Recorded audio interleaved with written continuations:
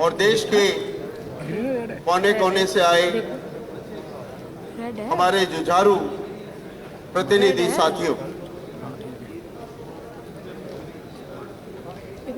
सबसे पहले all India railway में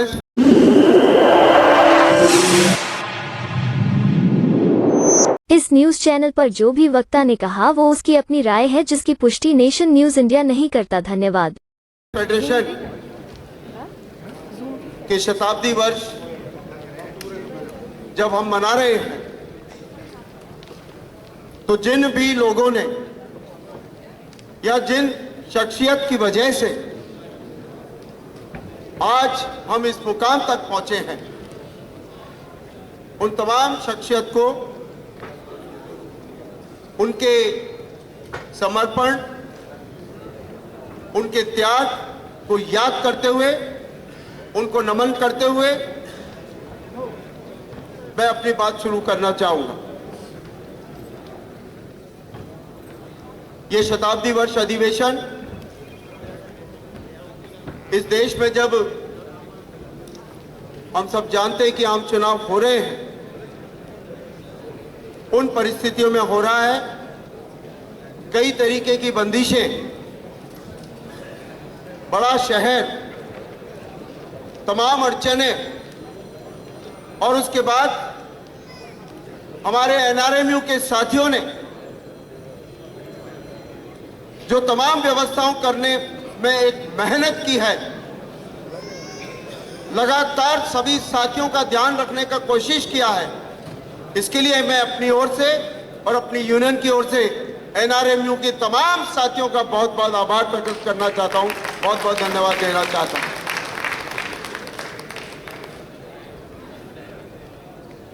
आज के परिप्रेक्ष्य में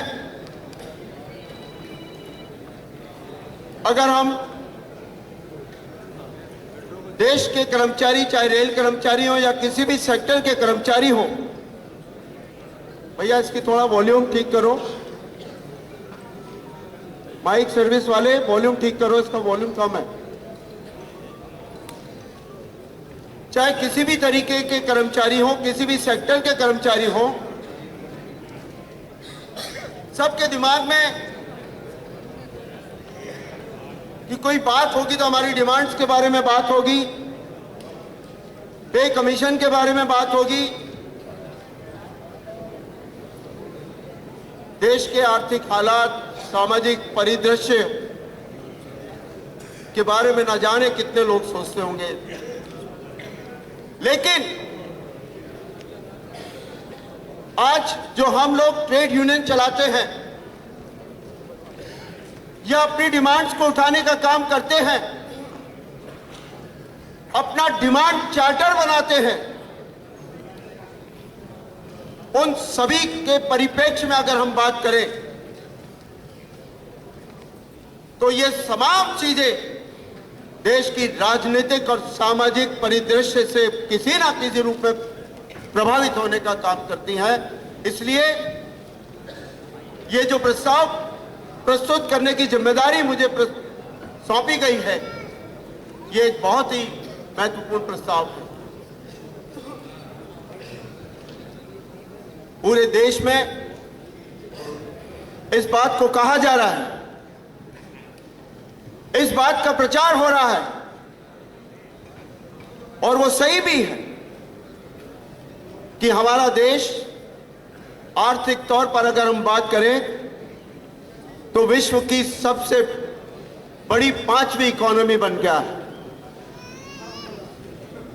अमेरिका, चीन, जापान, जर्मनी के बाद हम लोगों का नंबर आता है। लेकिन ये हम लोग जीडीपी के आधार पर बात कर रहे हैं कि 3.7 ट्रिलियन डॉलर की हमारी जीडीपी हो गई। कई साल पहले जो 5 ट्रिलियन डॉलर इकोनॉमी की बात की गई थी, उससे तो अभी हम बहुत दूर हैं। लेकिन 3.7 ट्रिलियन डॉलर इकोनॉमी के आधार पर हम 5th लार्जेस्ट इकोनॉमी के हिसाब से देखें तो कंट्री बन गए, इसका दावा है। लेकिन पर कैपिटा इनकम के हिसाब से अगर हम बात करें, क्योंकि हमारे देश की आबादी 140 करोड़ से ज्यादा है और इस तमाम इनकम को उसमें बांटने का काम करें और फिर विश्व के पटल पर हम देखें तो हमारे देश की संख्या 136 हुई है। 136 रैंकिंग हमारा है आज की तारीख। जो हालात आज की तारीख में आर्थिक दृष्टि से अगर हम बात करें तो जिसका प्रचार हो रहा है वो कुछ और है और वास्तव में कुछ और है। अगर बिलो पॉवर्टी लाइन की हम बात करें, हम लोग सुन रहे हैं कई महीनों से कि 25% से घटाकर लगभग 15% के आसपास हम लोगों को गरीबी की रेखा से नीचे रह गए, बाकी को ऊपर ले आए। और गरीबी की रेखा का क्राइटेरिया क्या है? कितने लोगों ने इस पर गौर किया है? जिस परिवार की मैं बात कर रहा हूं, परिवार की जिसमें 4 सदस्य हो सकते हैं, 5 सदस्य हो सकते हैं, ज्यादा भी हो सकते हैं, जिस परिवार की वार्षिक आय 27,000 रुपए से कम है, महीने की आय 2250 रुपए से कम है, वही व्यक्ति गरीबी की रेखा के नीचे है। तो आप अंदाजा लगाइए कि देश में आर्थिक तौर पर परिदृश्य वास्तव में क्या है। हम प्रचार कुछ भी करें, फिर 80 करोड़ लोगों को मुफ्त में अनाज फिर क्यों देना पड़ रहा है? ये बात गौर करने की। सही मायने में हमने कहा ना कि हर चीज आज देश की आर्थिक दृष्टि से, सामाजिक दृष्टि से प्रभावित होती है। इसलिए यह प्रस्ताव भी बहुत महत्वपूर्ण हो जाता है। यह बात अलग है कि जीडीसी, जीएसटी, जो हमारा जीएसटी कलेक्शन है, जो आपकी हमारी आम आदमी की जेब से सरकार पे पास जाता है, वो पिछले फाइनेंशियल ईयर की अगर हम बात करें तो 18.7 लाख करोड़ रुपए जीएसटी कलेक्शन हुआ। आर्थिक हालात अच्छे हैं, प्रचार हो रहा है। अरे हम तो कहते हैं अगर आर्थिक हालात अच्छे हैं इस देश के लिए, हमारे लिए गर्व की बात है, फिर कर्मचारियों को 18 महीने का जो डीए का एरियर है उसका भुगतान होने का काम क्यों नहीं होता? कितने लोग इस बात को समझ रहे हैं, समझाने का काम कर रहे हैं। बेरोजगारी की दर आपने पढ़ा होगा, सुना होगा, पिछले 45 वर्षों में सबसे ज्यादा रही है बेरोजगारी की दर। रोजगार मिला है ऐसा नहीं है। All India railway man federation के लगातार प्रयासों से रेलों में भी भर्ती हुई है, लेकिन बाहर जो रोजगार मिला है वो किस प्रकार का मिला है? लाखों रुपए लगाकर एमबीबीएस की डिग्री हासिल करने वालों को संविदा आधार पर कॉन्ट्रैक्ट बेसिस पे डॉक्टर के रूप में रखा जा रहा है। बड़ी बड़ी पढ़ाई करने वाले, बीटेक करने वाले लोगों को भी संविदा आधार पर रखा जा रहा है। इस तरीके का रोजगार मिल रहा है। अरे आईआईटी करे लोग, आईआईएम करे लोग, अगर उनको अच्छा पैकेज मिल रहा है तो सामाजिक दायरा उनका क्या रह गया है? सुबह से लेकर रात तक वो कंपनी किस तरीके से उनका काम ले रही है, इस बात का अंदाजा कितने लोगों को हो रहा है? किस तरीके की उनकी हेल्थ कंडीशन बनने जा रही है? आज वो 24 साल के, 27 साल के, 30 साल के हैं। हमारे लोग जो 60 साल के, 80 साल के भी आज खड़े हैं, वो बच्चे इस एज में पहुंचेंगे तो उनकी क्या स्थिति हो जाने वाली है, ये एक सोच का विषय है। किस तरीके के आर्थिक हालातों में, अगर रोजगार कहीं मिल रहा है, पैकेज अच्छा मिल रहा है, तो किस तरीके से खिंचाई उसकी की जा रही है। जैसे गन्ने की मशीन में गन्ना डाल के रस निकाला जाता है, उस तरीके का काम उससे लेने की कार्रवाई हो रही है। घर भी वो आ जाता है तो फोन आता है, फिर घर पे आके कॉन्फ्रेंस होती है। करीब करीब सब लोगों के घरों में बच्चे हैं। वो जमाने गए जब हम बीटेक भी नहीं पढ़ा पाते थे, किसी को इंजीनियरिंग नहीं करा पाते थे, लेकिन all India railway man federation शताब्दी वर्ष मना रहे हैं। All India railway man federation की लीडरशिप ने संघर्ष करके हर रेल कर्मचारी को उस स्थिति में लाने का काम किया है कि बेधड़क हम अपने बच्चों को जिस तरीके की शिक्षा दिलाना चाहते हैं, उस तरीके की शिक्षा दिलाने में हम सफल हो पाएंगे। देश के आर्थिक हालात कुछ भी हो, लेकिन all India railway man federation का शताब्दी वर्ष में यह बात जरूर करनी चाहिए। हमने रेल कर्मचारियों के आर्थिक हालात को सुधारने का काम किया। 5वें वेतन आयोग से पहले हम लोग कहां थे, 7वें वेतन आयोग के बाद हम कहां आ गए, और अभी तो मिश्रा जी ने 8वां वेतन आयोग भी बैठने वाला है, उसके बाद हम कहां जाने वाले हैं, इसका अंदाजा हम लोगों को होना चाहिए और इसका प्रचार होना चाहिए। जिस तरीके से 5वीं इकोनॉमी बन रहे हैं, इतने रोजगार दे दिए, उस तरीके से प्रचार all India railway man federation के हर सिपाही को भी करना चाहिए कि all India railway man federation ने रेल कर्मचारियों के आर्थिक हालात किस तरीके से सुधारने का काम किया। रेल कर्मचारी के बच्चे हैं हम भी। हमारे पिताजी कारखाने में नौकरी करते थे। उस जमाने में 10 तारीख को तनख्वाह मिलती थी और 10 तारीख ही तय थी, 10 तारीख ही तय थी। साल में 2 बार कपड़े नए आने हैं तो 10 तारीख को ही लाए जाएंगे। घर में मिठाई आनी है तो 10 तारीख को ही लाई जाएगी। कोई और चीज आनी है तो 10 तारीख को ही आएगी। 4-5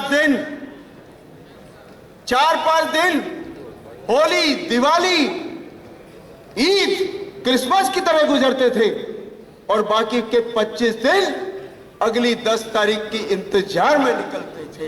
इस तरीके की परिस्थितियां थी जिससे उभार कर all India railway man federation ने आर्थिक हालात, इकोनॉमिक कंडीशन रेलवे मैन की मजबूत करने का काम किया है। इन तमाम चीजों को आज की तारीख में हमको लोगों को बताने का काम करना चाहिए। सामाजिक हालात की मैं संक्षेप में जैसा कहा है बोलना चाहूंगा। सामाजिक हालात की अगर हम बात करें तो सबसे बड़ी बात आती है सोशल सिक्योरिटी। श्रमिकों के संबंध में सबसे बड़ा विषय है social security. ILO convention 102 social security प्रदान करने के लिए है, लेकिन दुर्भाग्य से गवर्नमेंट ऑफ इंडिया ने उसको रेटिफाई नहीं किया है।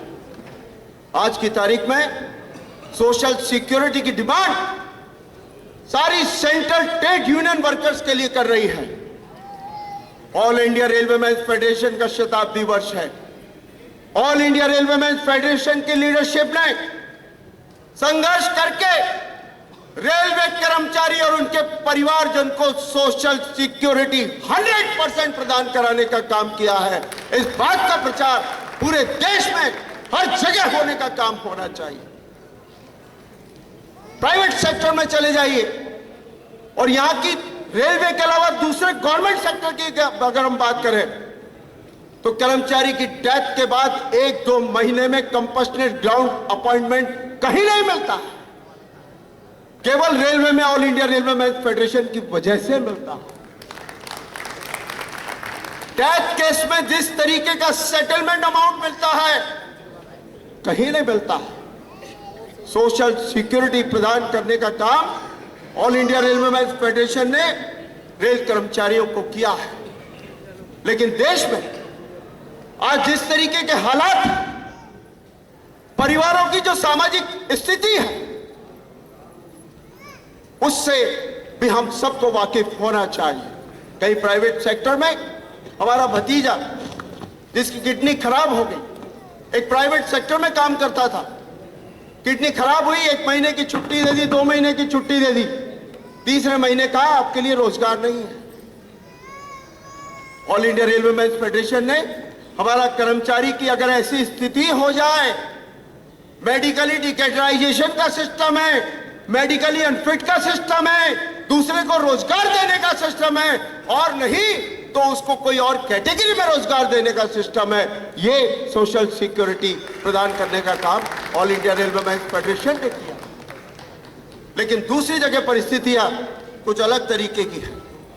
आज की तारीख में हम यूनियन में काम करते हैं, हमको इस बात का बहुत ध्यान रखना चाहिए, अगर चुनाव के संदर्भ में हम बात करें जिस तरीके के, क्योंकि देश की सामाजिक और आर्थिक स्थिति पर देश के राजनीतिक वातावरण का बहुत प्रभाव पड़ता है। जिस तरीके के आज की तारीख में राजनीतिक पार्टी के नेता अपनी बातों को चुनावी भाषण में कह रहे हैं,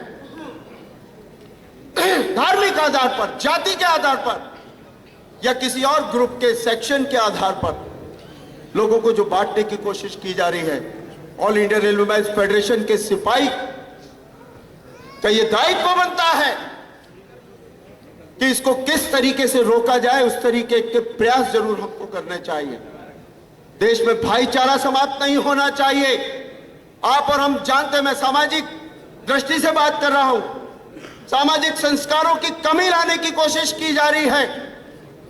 एक कॉलोनी में हम बहुत दावे से कहते थे, हमको याद है पुरोहित जी जब भाषण देते थे तो वो कहते थे देश में कहीं भी दंगे होते हैं, लेकिन हमारी रेलवे कॉलोनी में सभी धर्मों के लोग रहते हैं, वहां कोई भी दंगा नहीं होता।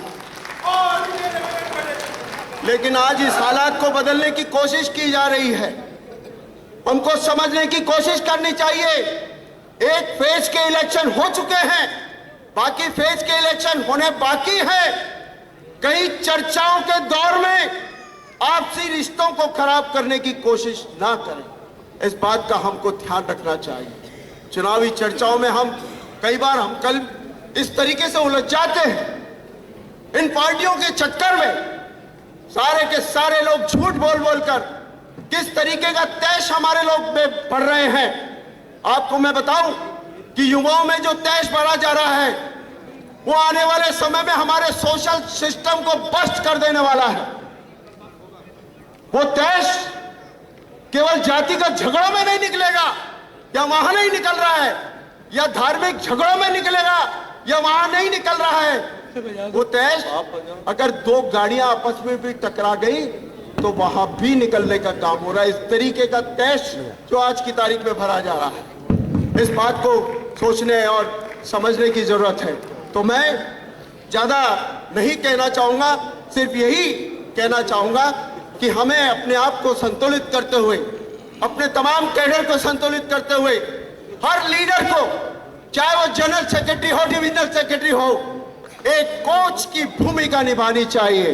अपने कैडर को मजबूत करना चाहिए, अपने कैडर को तमाम शिक्षाएं देने का काम करना चाहिए।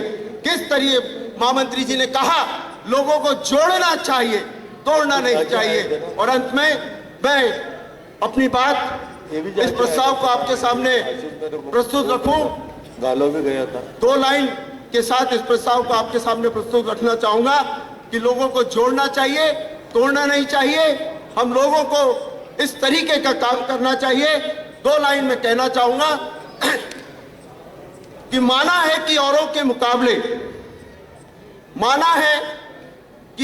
मुकाबले कुछ ज्यादा नहीं पाया है मैंने। आप चाहे इसको हमारे संदर्भ में ले लें या अपने और किसी के संदर्भ में ले लें। माना है कि औरों के मुकाबले कुछ ज्यादा नहीं पाया है मैंने, खुद गिरता संभलता रहा पर किसी को गिराया नहीं है मैंने। ये मैं आपको, हमारे हर लीडर को इस बात को समझना चाहिए, अपने कैडर को किस तरीके से जोड़ना है, उस दिशा में आगे बढ़ना चाहिए। और इन्हीं शब्दों के साथ ये प्रस्ताव, एक महत्वपूर्ण प्रस्ताव मैं आपके सामने प्रस्तुत करता हूं, इस उम्मीद के साथ कि आप पुरजोर शब्दों में इसका समर्थन करेंगे। Thank you very much.